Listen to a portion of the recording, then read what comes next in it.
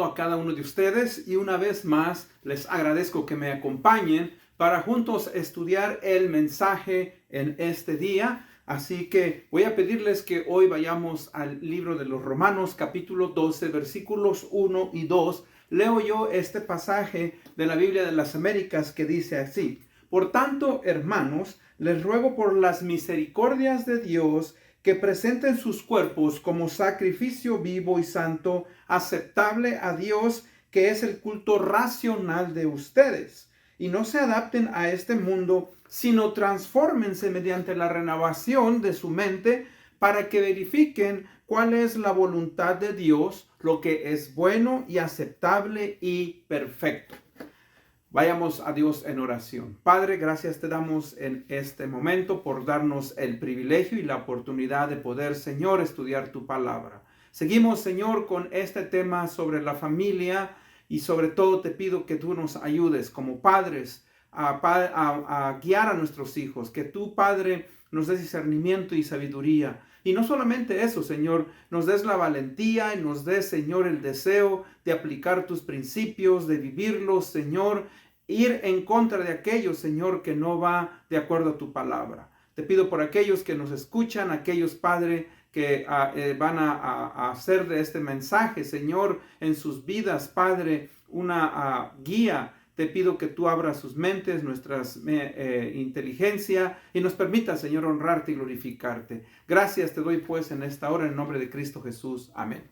Bueno, hermanos, vamos a continuar con el tema sobre la familia y el tema de hoy es retos de la familia cristiana de hoy. Los retos de la familia cristiana de hoy.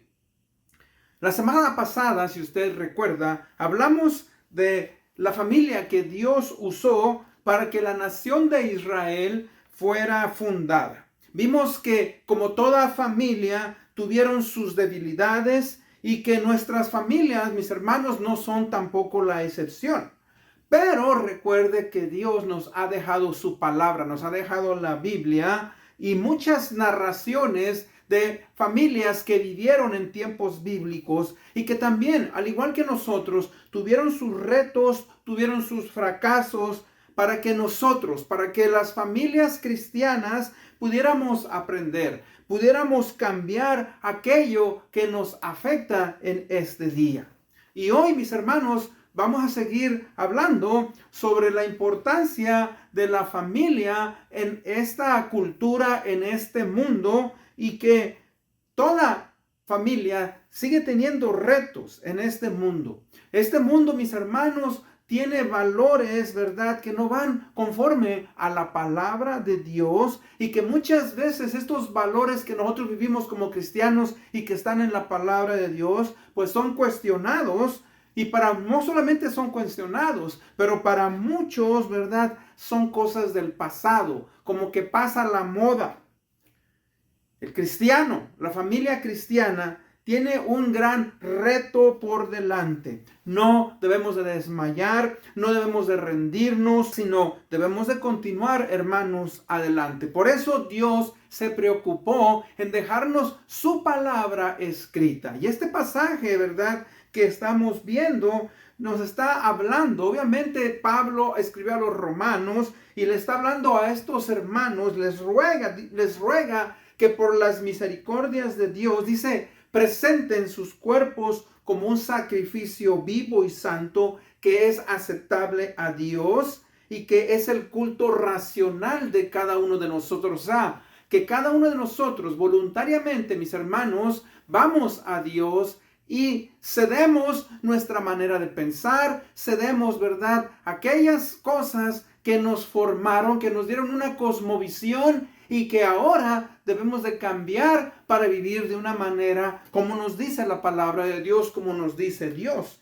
El versículo que sigue dice, y no se adapten. La Reina Valera dice, no os conforméis. Esta versión dice, no se adapten. Y yo creo que es una palabra importante. El no adaptarnos dice a este mundo. O sea, la corriente de este mundo, la manera en que este mundo ve las cosas. Nosotros como cristianos debemos de tener una perspectiva muy diferente a lo que la palabra de Dios obviamente nos enseña. Dice, sino transfórmense mediante la renovación de su mente. Ahora, fíjese que cuando nosotros venimos a Cristo, hemos sido creados, hemos sido afectados por nuestros padres, por la cultura, por la escuela, los amigos, el vecindario, la televisión y muchas cosas que nosotros pues trajimos, ¿verdad?, a nuestra personalidad, a nuestra persona, y que hoy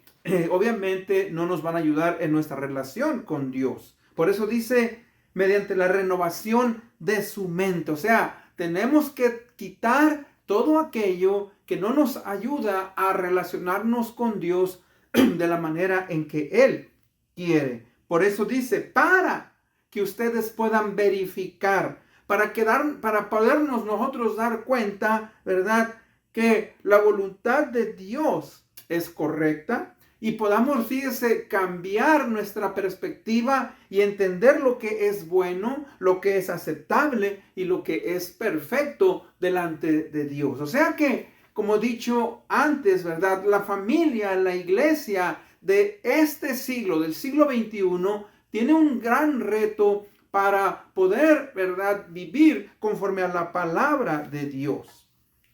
Hoy voy a hablar de ciertos términos que para algunos de ustedes tal vez van a ser difíciles, tal vez los han escuchado, pero no han podido aceptarlos o no saben cómo lidiar con ellos. Bueno, primeramente, mis hermanos, debemos de recordar que vivimos en un mundo que es posmoderno. O sea, posmoderno, ya pasó el modernismo. Ahora, el modernismo, hermanos, se cree que entró en la Edad Media. Y durante la Edad Media, obviamente, y antes de la Edad Media, la mayoría de las personas, aún no cristianas, ¿verdad?, creían y decían que el valor de una persona dependía de Dios. O sea, se preguntaban, ¿existo porque soy una criatura de Dios?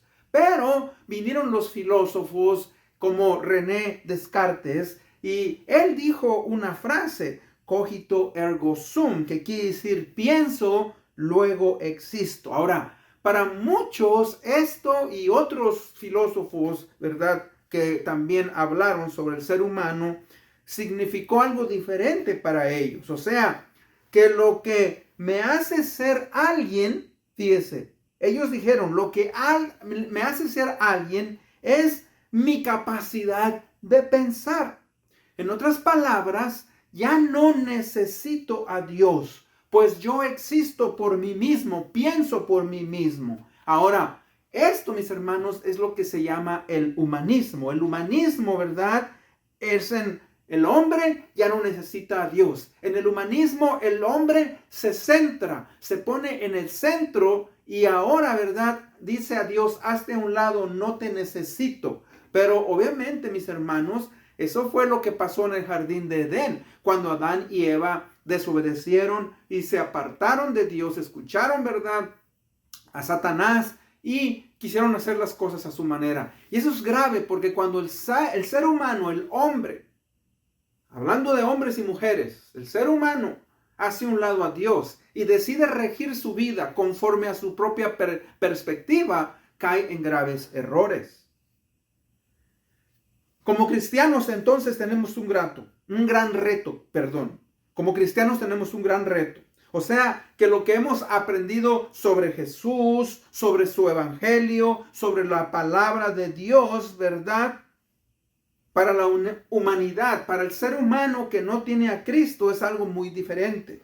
Fíjese que todos los días nosotros tenemos que enfrentarnos a retos como lo que se llama la globalización, la deconstrucción, el relativismo cultural, la presencia del Internet y todas esas nuevas tecnologías que vienen acompañadas del Internet, las instituciones como las universidades, instituciones educativas, la diversidad de los modelos de familia. Hoy, ¿verdad?, antes un hombre y una mujer formaban una familia. Hoy 2 personas del mismo sexo pueden formar una familia. Así es que Todo eso, ¿verdad?, nos afecta.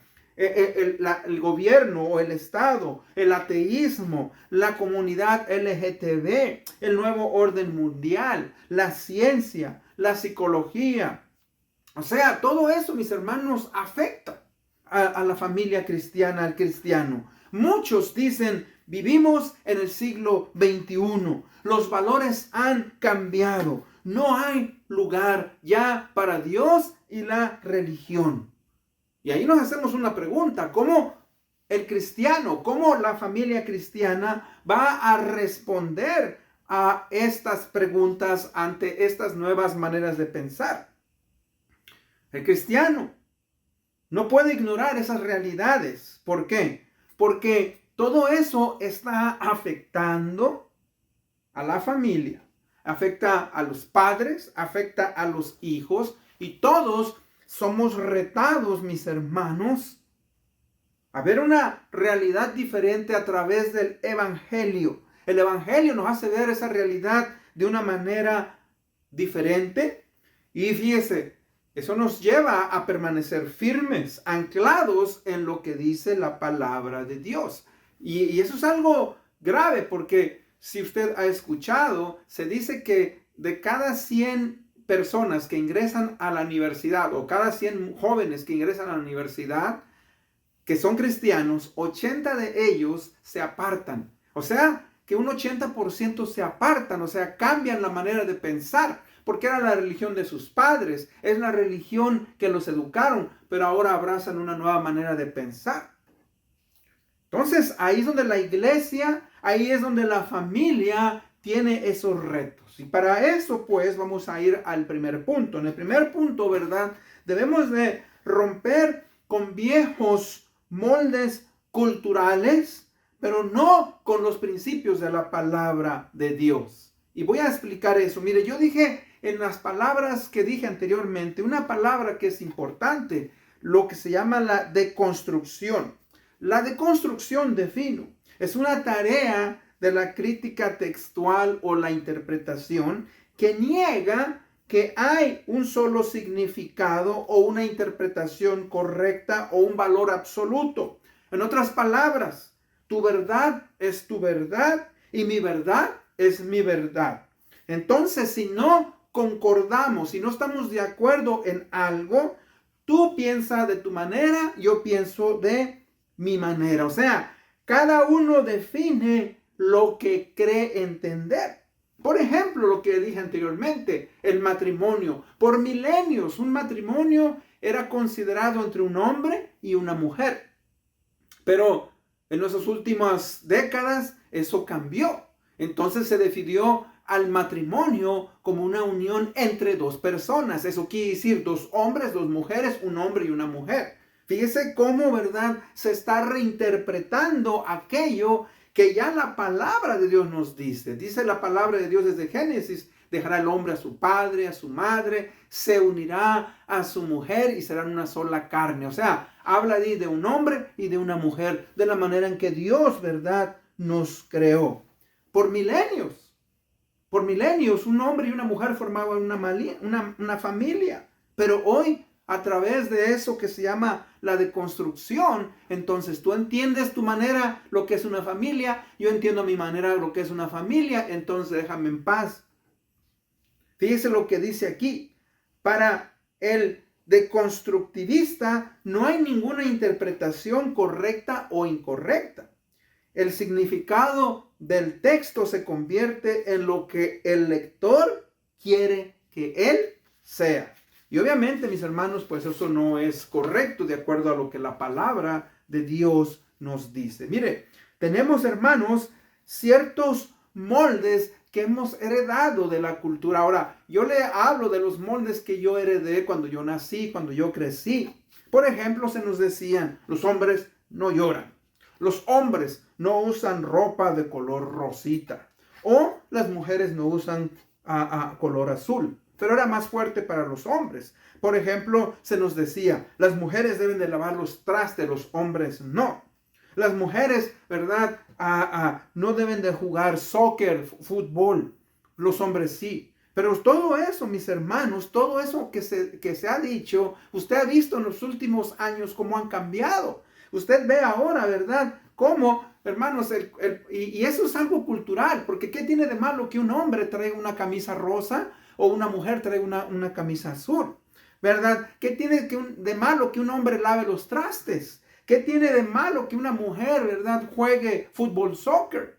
Ahora, yo no estoy en contra de eso. Por ejemplo, siempre y cuando una mujer juegue en una liga femenina y un hombre juegue en una liga masculina. O sea, que cada quien juegue de acuerdo, ¿verdad?, a su sexualidad. O sea, ¿por qué? Porque el hombre es más tosco y lastima a la mujer, etc.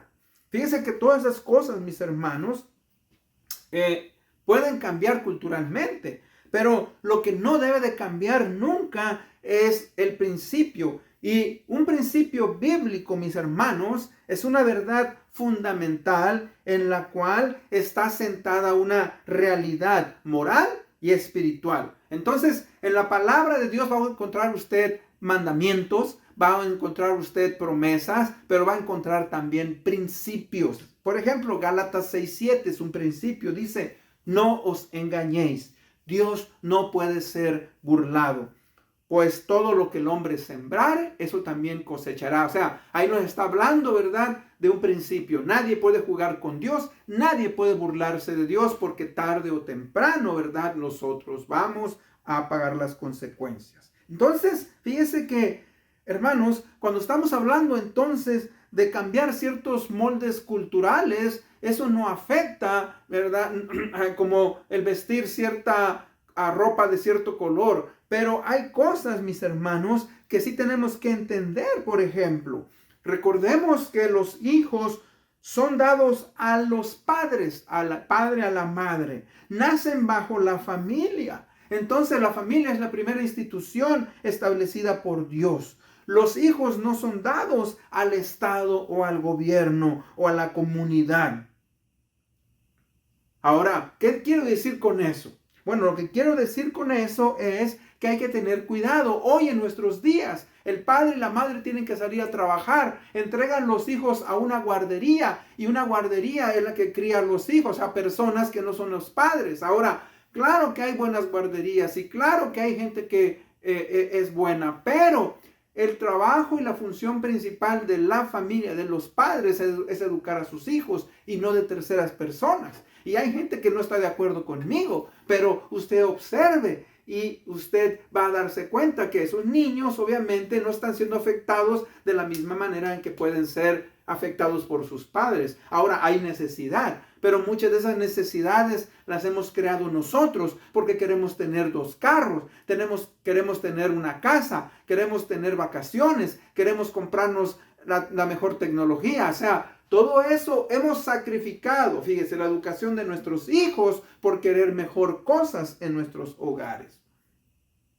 Los hijos, mis hermanos, no son dados a la escuela pública. La educación primaria es responsabilidad de los padres. Ahora, reconozco, ¿verdad?, que la educación secular es parte, sí, de la escuela, pero el problema es, ¿verdad?, que hoy las escuelas están afectando a los hijos porque quieren o hacen, ¿verdad?, cosas que le corresponde a los padres. Por ejemplo, como educación moral, educación, ¿verdad?, sexual, educación ética. O sea, las escuelas quieren hacer algo con los hijos que no es correcto y que le corresponde solamente ¿qué? A los padres. Y digo eso, ¿verdad?, como enseñarles a los hijos que no está mal, ¿verdad?, el que tenga una relación, un varón con una varón, una mujer con una mujer, ¿verdad? Si tú te sientes bien, hazlo. El rechazar la existencia de Dios porque, ¿verdad?, aquí no aceptamos a la existencia de Dios. O sea, fíjese cómo la escuela se ha infiltrado tanto que están afectando a nuestros hijos y eso también afecta a la familia cristiana. Otra de ellas, mis hermanos, culturalmente, fíjese cómo el cristiano debe de ver el divorcio. El divorcio es algo grave. El divorcio, ¿verdad?, es algo que afecta más a los hijos. Hay familias, escuchaba yo de un niño, amiguito de una de mis hijas, que ha tenido su padre 3 matrimonios. Y este hombre tiene hijos con cada mujer.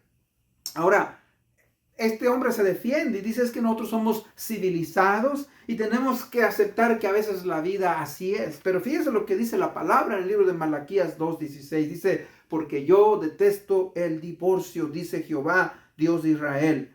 Y el que cubre la iniquidad, su vestidura, dice Jehová de los ejércitos. Presten atención, pues, a su espíritu y no sean desleales. O sea, Dios, mis hermanos, detesta el divorcio. ¿Por qué? Porque se rompe la hegemonía de la familia. El padre y la madre se separan y los hijos sufren.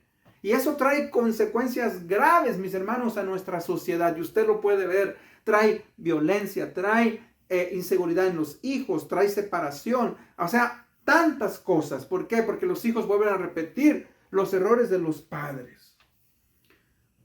Otra área, mis hermanos, que nosotros tenemos ese reto es la disciplina de los hijos. He hablado un poco anteriormente, pero hoy también quiero hablar, mis hermanos, sobre la importancia de la disciplina de los hijos. ¿Por qué? Porque los psicólogos, los psiquiatras, los maestros pedagogos o los investigadores de la educación nos han dicho que la disciplina corporal daña a un niño. Pero recuerde, Dios, mis hermanos, nos ha entregado a nuestros hijos tiernos, pequeños. ¿Para qué? Para que desde pequeños podamos enseñarles, guiarlos, ¿verdad? Y ellos puedan crecer en el temor de Dios. En el libro de Proverbios está plagado, lleno de enseñanzas que hablan sobre la importancia de la disciplina. Mire, Proverbios 3:12. Porque Jehová al que ama castiga como el padre a quien él quiere. Ahora, cuando ella está hablando de castigo, está hablando de disciplina, ¿ok? Proverbios 13:24. El que detiene el castigo a su hijo aborrece, mas el que lo ama desde temprano lo corrige. Proverbios 19:18. Castiga a tu hijo en tanto que hay esperanza, mas no se apresure tu alma para destruirlo. Proverbios 22:15. La necedad está ligada al corazón del muchacho, del niño, pero la vara de la disciplina lo alejará de ella. Proverbios 23:13. No rehúses corregir al muchacho, porque si lo castigas con vara, no morirá. Proverbios 22:6. Instruye al niño en su camino, y aun cuando fuere viejo no se apartará de él. Proverbios 29:15. Proverbios 29:17. Y tantas, ¿verdad?, a otras partes de la Biblia que nos hablan de la importancia de la disciplina. Hoy, tristemente, muchos de nuestros niños, mis hermanos, al no tener una disciplina corporal y una disciplina educacional, esos niños, mis hermanos, son niños terribles. Y usted los puede ver en las tiendas, cuando los padres no les quieren comprar algo, cómo se avientan, se revuelcan. Todo eso, mis hermanos, en lugares públicos, usted ve cómo esos niños hacen cosas, ¿verdad?, que no son correctas. Y nos defendemos diciendo, es que los niños hoy son más inteligentes. Sí son inteligentes, pero también son más malcriados que los niños de hace muchas décadas. Recuerde, cuando estamos hablando de la disciplina de los hijos, no debemos de guiarnos por nuestros sentimientos. Por ejemplo, el niño nos causa ternura y decimos, ¿cómo voy a disciplinar a mi criatura? No, mis hermanos, amigo, hay que disciplinar a nuestros hijos. Y por el otro lado, tampoco se deje llevar por la ira y agarrar a este niño, ¿verdad? Y disciplinarlo, pegarle en la cara. No, el niño debe de ser disciplinado correctamente. No debemos de dejarnos llevar por lo que dice la cultura, lo que dice el psicólogo, lo que dice el maestro, lo que dice la televisión. No, hermanos, pero usemos el sentido común. Los padres tienen la autoridad sobre los hijos. Debemos de usar principios morales. Debemos de usar lo que la palabra de Dios nos dice. No debemos dejar llevarnos por lo que los hijos nos dicen cuando se nos da una queja. Recuerde, el 99% de que cuando nuestros hijos nos dicen que son inocentes, no es verdad. No debemos de dejarnos ser influenciados por la familia inmediata. Por ejemplo, los abuelos, los tíos, aún nuestros propios hermanos. O sea, a los abuelos les duele cuando uno disciplina a los hijos y no les gusta y nos dicen, no hagas eso, pobre niño. Pero a ellos se les olvida, ¿verdad?, que nosotros recibimos también disciplina. Y la disciplina es importante. Dice que el principio entonces es que no debemos de ser, debemos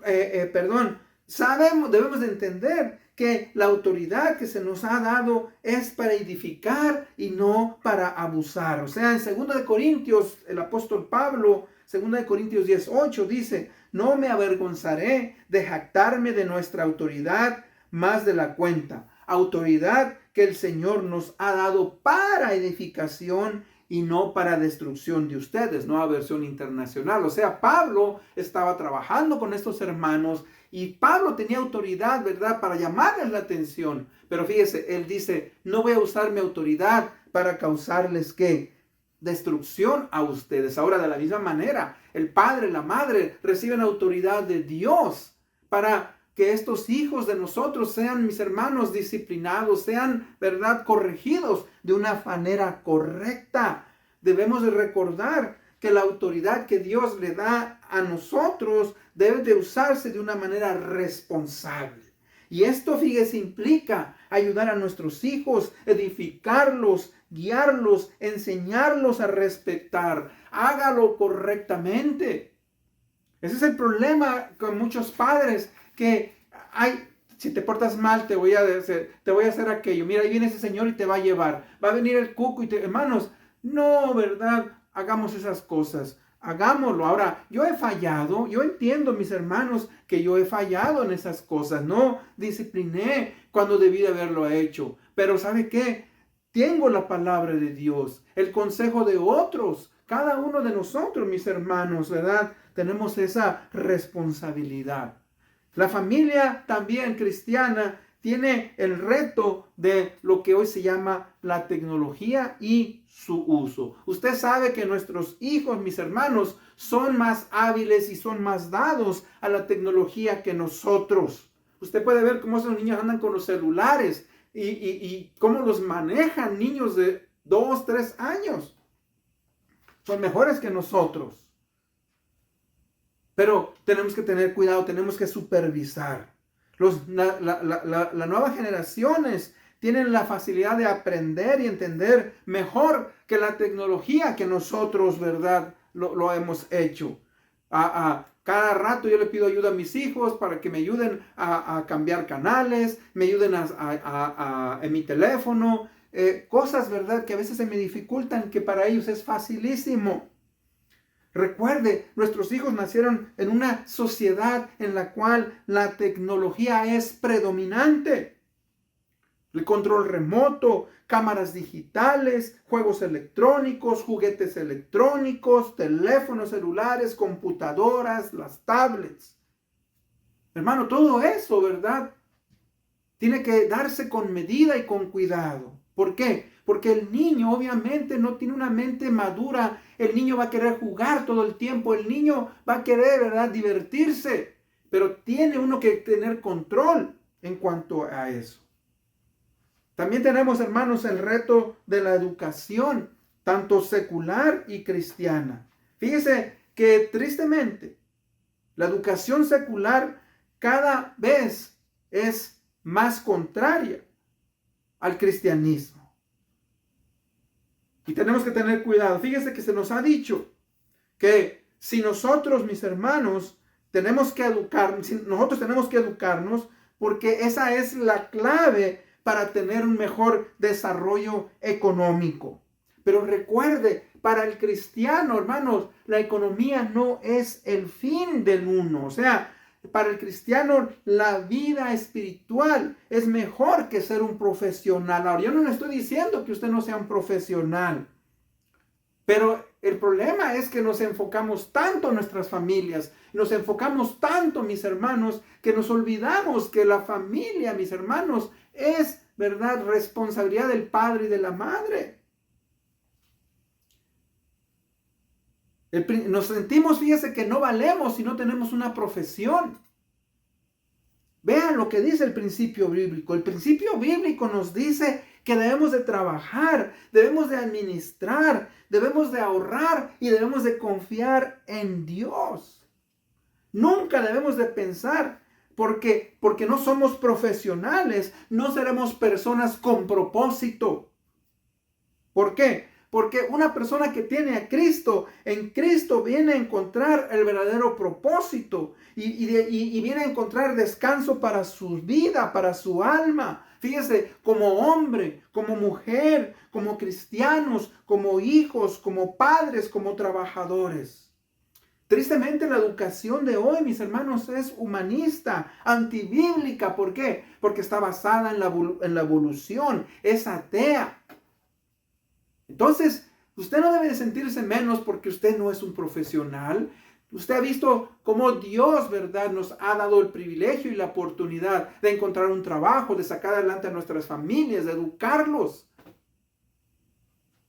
No nos sintamos mal porque si nosotros, mis hermanos, no somos profesionales. He conocido mucha gente que es profesional, pero que en sus familias han sido un desastre y se han divorciado y sus hijos han fallado y tienen, ¿verdad?, grandes títulos, pero en cuanto a su familia, mis hermanos, sus familias están destruidas. La palabra de Dios dice: ¿de qué le sirve al hombre ganar al mundo y perder su alma? En conclusión, ¿cuál es el propósito de este estudio?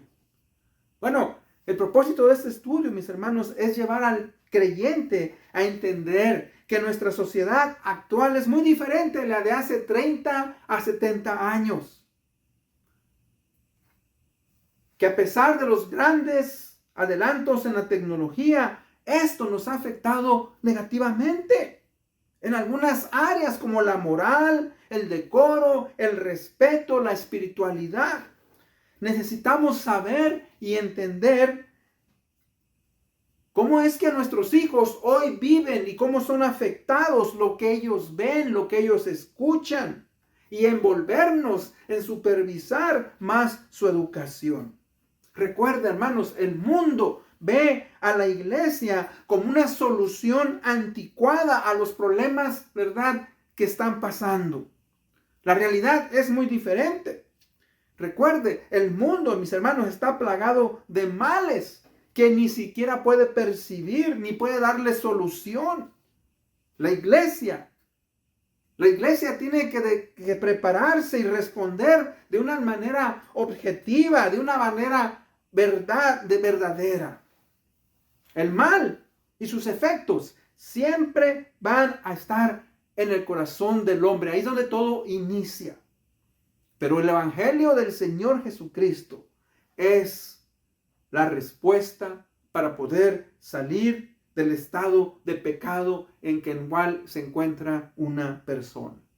El gran pastor John MacArthur dijo lo siguiente: el único verdadero remedio para el sufrimiento y el dolor en la vida humana se encuentra en Cristo y la obra transformadora de la palabra por medio del Espíritu Santo. Por eso este pasaje que dice: no os conforméis, no os adaptéis a este mundo, sino transfórmense mediante la renovación de su mente para que comprueben, verifiquen cuál es la voluntad de Dios, lo que es bueno, aceptable y perfecto. Hermanos, esa es la esperanza. La esperanza es que usted y yo como cristianos podamos honrar al Señor Jesucristo y que la familia, ¿verdad?, pueda sobrevivir y pueda responder de una manera bíblica correcta. Con eso en mente vamos a orar. Padre, te pedimos que nos ayudes a seguir adelante, a ser mejores hombres y mujeres. Podamos honrarte y glorificarte con nuestras vidas. Te amamos, te honramos, te glorificamos. Todo eso te lo pedimos en el nombre de Cristo Jesús, nuestro Señor y Salvador. Amén.